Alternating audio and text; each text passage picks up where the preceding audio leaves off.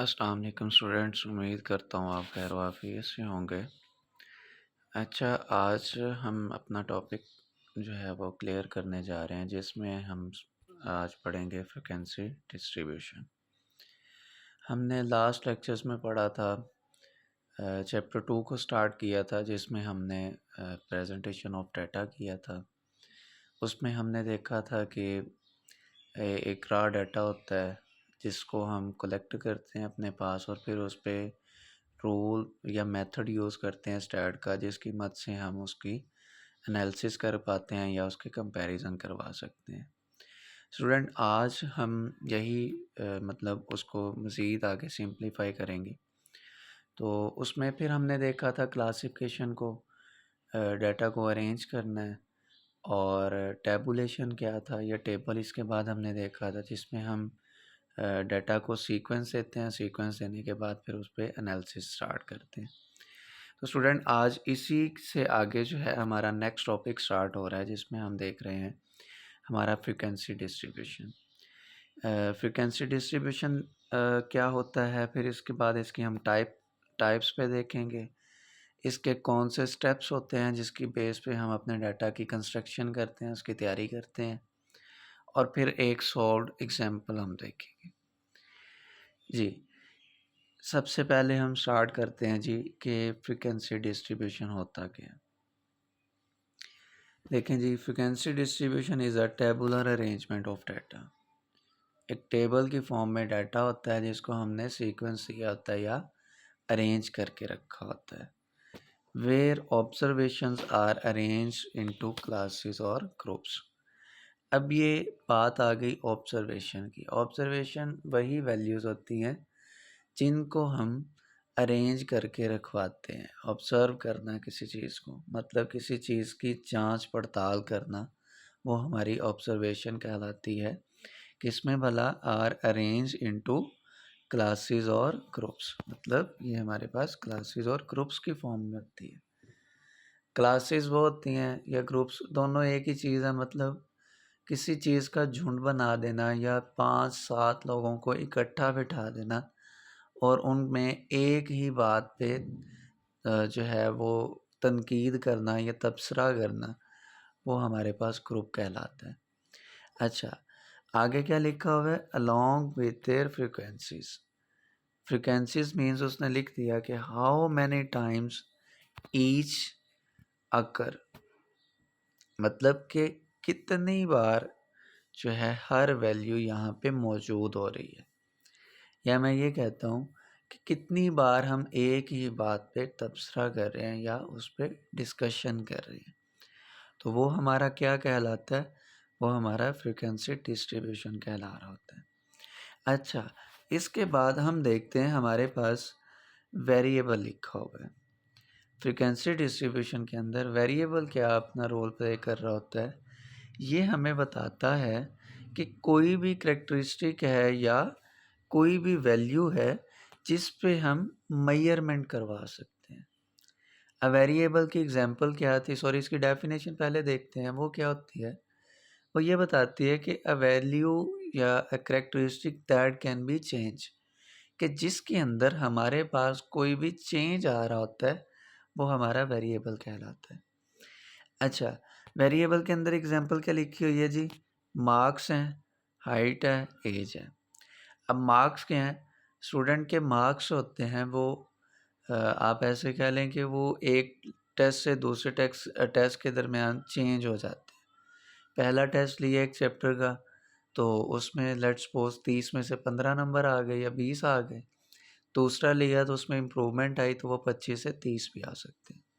तो ये हमारा क्या है? वेरिएबल है, मतलब जिसके अंदर हम चेंज ला सकते हैं। दूसरी हमारे पास ये एग्जांपल क्या लिखी है? हाइट। हाइट क्या है इंसान की? अगर मैं कहता हूँ 10 लोग हैं, इनकी आज हाइट मेजर कर लो और साल बाद मेजर कर लो। मतलब मैं कहता हूँ 10 साल का बच्चा है, इसकी मेजरमेंट कर लो हाइट की।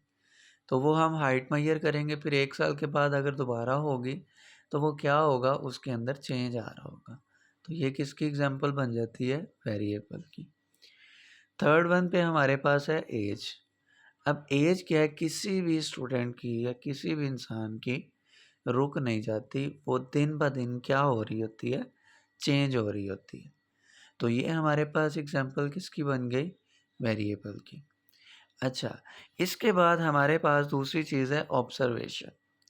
ऑब्जर्वेशन मैंने आपको बताया था, ऑब्जर्व करना किसी चीज़ को। तो वो क्या लिख रहा है, each record value of the variable, कि हर वेरिएबल की रिकॉर्ड होने वाली वैल्यू वो हमारे पास क्या कहलाती है, ऑब्जर्वेशन कहलाती है। अच्छा, तीसरी चीज़ है हमारे पास फ्रीक्वेंसी। फ्रीक्वेंसी क्या होती है, बेसिकली ये भी एक तादाद होती है जिसको हम मेजरमेंट करके देते हैं, बताते हैं जी कौन सा नंबर कितनी बार आया होगा। देखे ना, number of time of a value of the class occur, मतलब एक क्लास है, इसके अंदर नंबर 10 कितनी बार आया हुआ है, तो हम उसको मेजर करेंगे। मतलब मार्क्स के बेस पे देखते हैं ना, हमारे पास 150 स्टूडेंट है, मैंने उनका टेस्ट ले लिया, सडनली मैं कहता हूँ मैंने उनका उर्दू का टेस्ट ले लिया। अब उर्दू के टेस्ट के अंदर मैं उन 150 बच्चों का मेजर करूँगा कि उसमें 30 में से 10 कितनी बार आए हैं, मतलब 10 वाले कितने बच्चे हैं, 11 वाले कितने हैं, 15 वाले कितने हैं, 20 वाले कितने हैं, या उसके अलावा 25 वाले कितने हैं। ये जो मेजरमेंट्स मैं अपनी कर रहा हूँ, या मैं किसी भी वैल्यू को काउंट कर रहा हूँ, मैं देखना चाह रहा हूँ कि 10 वाले कितने बच्चे हैं, तो वो हमारे पास जो नंबर्स आएंगे या जो काउंटिंग होगी वो हमारी उस वैल्यू की सॉरी उस क्लास की फ्रीक्वेंसी को शो कर रहा होगा। अब हम नेक्स्ट देखते हैं, हमारे पास फ्रीक्वेंसी डिस्ट्रीब्यूशन की दो टाइप्स हैं। Number one is discrete frequency distribution and number two is continuous frequency distribution. अच्छा, डिस्क्रीट हमें क्या बता रहा है, वो कहता है use when data take exact whole number value to number decimal. अब डेसिमल क्या हो सकता है, 10 की दहाई में हो सकता है। इसके बाद क्या कह रहा है, each distinct value listed separately, कि हर वैल्यू जो होती है वो हमारे पास सेपरेट शो हो रही होती है। सेपरेट का मैं आपको एक सादा सा बता दूं कि हमने पिछले में बात की है, ये देखें, वो बता रहा है number of value time of a value और क्लास अकर, मतलब यहाँ पे क्या वो क्या कह रहा है कि क्लास के अंदर अकर हो रहा है। लेकिन डिस्क्रीट हमें क्या कहता है कि ये हमारे पास सिर्फ और सिर्फ सिंगल वैल्यू की लेता है, डबल को एग्जिस्ट नहीं करवाता। मतलब ऐसा कह लें कि जिस तरह मैंने अभी बताया था कि 10 वाले बता दो, 11 वाले बता दो, तो ये सिंगल वैल्यू है, 10 भी सिंगल है, इसके अंदर कितने हो सकते हैं वो उसकी फ्रीक्वेंसी बताती है। 11 वाले कितने हैं, 12 वाले कितने हैं, तो ये देखें साथ उसने लिखा भी हुआ है कि नंबर ऑफ चिल्ड्रन पर फैमिली 0 1 2 3 4, ये उसने 5 वैल्यूज़ ले ली हैं। अब इसके बाद देखो उसकी फ्रीक्वेंसी उसने बताई कि 0 कितनी बार आ रहा है, 1 कितनी बार आ रहा है, 2 कितनी बार आ रहा है, 3 कितनी बार आ रहा है और 4 कितनी बार आ रहा है। ये थी डिस्क्रीट फ्रीक्वेंसी डिस्ट्रीब्यूशन की टाइप। इसके बाद हमारे पास फ्रीक्वेंसी डिस्ट्रीब्यूशन की दूसरी टाइप है जिसको हम कहते हैं कंटिन्यूस फ्रीक्वेंसी डिस्ट्रीब्यूशन। कंटिन्यूस क्या करती है, कंटिन्यूस का लफ्ज़ ही हमें बता रहा है कि किसी चीज़ का चलते रहना। अब वो क्या कह रहा है, use when data can take any value in range observation group into class interval. ये हमें क्या करके बताता है कि ये हमें ग्रुप बना देता है। मतलब मैं कहता हूँ कि 0 से लेके या 1 से लेके 10 तक जितने रोल नंबर्स थे उनमें जो है हमारे पास बता दो कि नंबर कितने हैं, या सॉरी मैं ऐसे कहता हूँ कि हमारे पास जो 30 नंबर थे उसमें से 0 से लेके 5 तक कितने बच्चों के नंबर हैं। तो ये हमें हमें क्या बताता है, ये हमें एक ग्रुप की फॉर्म में अब हमें हमारी फ्रीक्वेंसी को शो करवाएगा। ये हमारा डाटा कौन सा बन जाएगा, कंटिन्यूस फ्रीक्वेंसी डिस्ट्रीब्यूशन। अब हमारे पास स्टेप्स आ गए जी, जिसमें हम कंस्ट्रक्शन करते हैं, तैयारी करते हैं डिस्क्रीट फ्रीक्वेंसी डिस्ट्रीब्यूशन की। तो स्टूडेंट्स इसमें सबसे पहली हमारे पास जो चीज़ आ जाती है वो है फाइंड द रेंज। स्टूडेंट अब हमने क्या करना है, हमारे पास देखिए हमने सबसे पहले क्या किया, स्टेप 1 के अंदर हम देख रहे हैं जी हमारे पास रेंज क्या है। रेंज हमें क्या बताती है, आइडेंटिफाई मिनिमम एंड मैक्सिमम। ये हमें क्या करके बताएगी, x is equal to, sorry हमारे पास ये अपना रोल क्या प्ले करेगी, इसमें हम बताएंगे कि r is equal to maximum minus minimum. दोबारा से मैं इसको करता हूँ, यहाँ पे मेरे पास ये शो नहीं हो रहा कंप्लीट, तो मैं आपको बता देता हूँ कि इसमें हम x जो है अपना लिखते हैं मैक्सिमम माइनस अपना जो x है इसमें मिनिमम, जिसको हम x नॉट भी कहते हैं। लेट्स सपोज मेरी रेंज थी 0 से लेके 10 तक, तो हम क्या करेंगे 10 माइनस 0, वो इज इक्वल टू हमारे पास कितनी आ जाएगी 10। ये हमारी क्या बताती है, रेंज। इसके बाद हम क्या करते हैं, place all possible values in the first column, list all distinct value of variable from lowest to highest. ये हमें क्या बता रही है कि हम यहाँ पे एक x लेट करेंगे, इसके अंदर हम देख रहे हैं कि 0 से लेके 4 तक है, 0 1 2, चले मैं 2 तक ही अभी लिख देता हूँ। इसके बाद नेक्स्ट हमें क्या बताता है, मतलब हर एक वैल्यू को सिंगल लिख दो कि कितनी बार वो आ रही है। ये ऐसा कर लो, 10 है, 11 है, 12 है, नंबर्स लिख रहे हैं। इसके बाद तीसरी वैल्यू हमारे पास आ जाती है, सॉरी तीसरी टाइप आ जाती है जो कि है टैली मार्क। टैली मार्क क्या कहता है, ये सेकंड कॉलम के अंदर होती है, जिसको हम टी से भी लिख सकते हैं, टैली मार्क। टैली मार्क हमें क्या बताती है, वो कहता है go through the data and place a tally bar against each value. कहता है कि डाटा में जाओ, दोबारा से देखो कि जो हम नंबर्स यहाँ पे लिखवा रहे हैं वो कितनी बार आ रहे हैं उसके अंदर। लेट्स सपोज मैं कहता हूँ कि हमारे पास एक वैल्यू पड़ी है या एक डाटा पड़ा है, इसके अंदर 10 जो है वो 3 बार आ रहा है, तो हम क्या करेंगे, देखें जिस तरह वो उसने लिखा भी हुआ है, ये देखें कि हमने उसको टैली करना है इस फॉर्म में।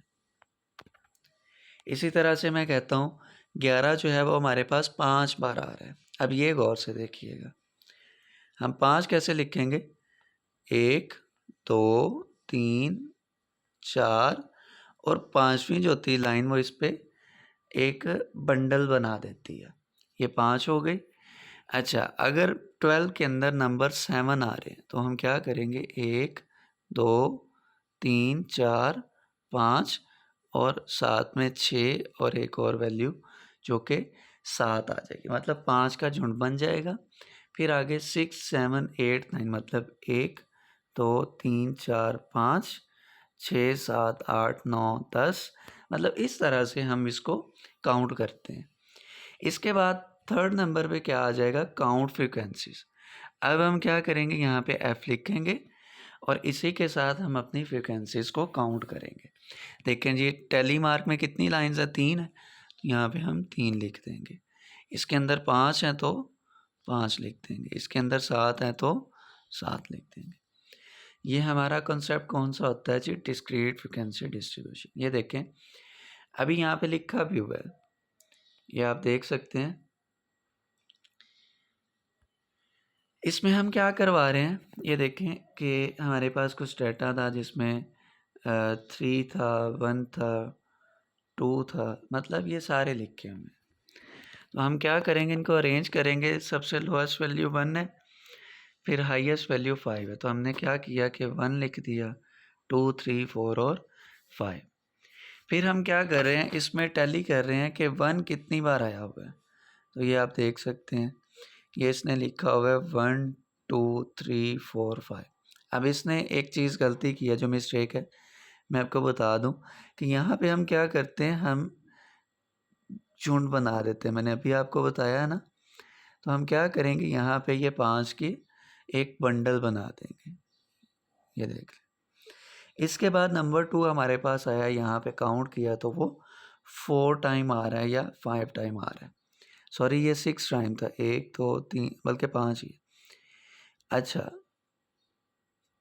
नंबर 2 हम देखते हैं, 1 2 3 4 5, 5 बार आ रहा है, तो 5 का ये भी एक बंडल बन जाएगा। अच्छा, इसके बाद नंबर 3 देख रहे हैं, तो सेम एज इट इज़ वो भी यहाँ पे लिखा आ जाएगा, ये 5 आ गया। इसके बाद नंबर 4 है, तो वो 3 टाइम आ रहा है, उसको सेम एज इट इज़ लिखा रहने देंगे। और लास्ट पे 5 जो है वो 2 टाइम आ रहा है। फिर हम क्या करते हैं, इसकी फ्रिक्वेंसी मेजर करते हैं कि आया कि हमारे पास वैल्यूज़ जो हैं वो कितनी कितनी बार आई थी। मतलब लाइंस को हम काउंट करके यहाँ पे लिख देते हैं, पहली 5 थी, फिर 5 है, फिर 5 है, 3 है और 2 है। हम इनको काउंट करते हैं तो ये हमारे पास सिग्मा एफ बन जाता है। Sigma F is equal to 20। मतलब यही सारी वैल्यूज़ को काउंट करेंगे तो वो हमारे पास क्या बन जाएगा, हमारा सिग्मा एफ बन जाएगा। स्टूडेंट, ये आज का हमारा टॉपिक था। आज हमने जो है सबसे पहले हमने अपना जो है फर्स्ट स्लाइड देखी, जिसमें हमने फ्रीक्वेंसी डिस्ट्रीब्यूशन देखा, उसको उसकी डेफिनेशन पढ़ी, टाइप्स देखी, कंस्ट्रक्शन और एक सॉल्व्ड एग्जांपल देख लें। ये मैंने आपको बताया था फ्रीक्वेंसी डिस्ट्रीब्यूशन क्या होता है, वेरिएबल उसमें क्या रोल प्ले करता है, ऑब्जर्वेशन क्या होता है, फ्रीक्वेंसी क्या होती है। फिर इसके बाद मैंने आपको उसकी टाइप्स के बारे में बताया, डिस्क्रीट के बारे में बताया, कंटिन्यूस बताया। इसके साथ मैंने उसके एग्जांपल्स वगैरह के साथ आपको बताया, मतलब उसको डिफ़ाइन किया। फिर हमने डिस्क्रीट फ्रीक्वेंसी डिस्ट्रीब्यूशन देखा, इसमें हमने रेंज को डिफ़ाइन किया। फिर इसके बाद पॉसिबल वैल्यूज़ देखी, वो कौन सी होती है, टेली मार्क देखा, काउंट फ्रीक्वेंसी देखी और लास्ट में हमने एक सादा सी एग्जांपल ली।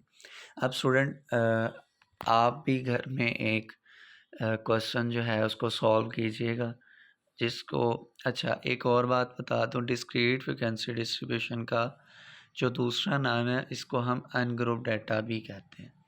तो आपने क्या करना है, घर में जो है एक इस तरह का क्वेश्चन जो है खुद से सॉल्व करना है, और उसमें यहाँ पे वैल्यूज़ 1 से लेके 5 तक हैं।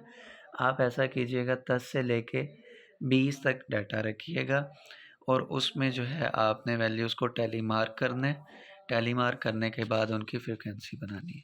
उम्मीद करता हूँ कि आपको आज का लेक्चर पसंद आया होगा, समझ भी आई होगी। जज़ाकल्लाह, अल्लाह हाफ़िज़। मिलते हैं नेक्स्ट लेक्चर में।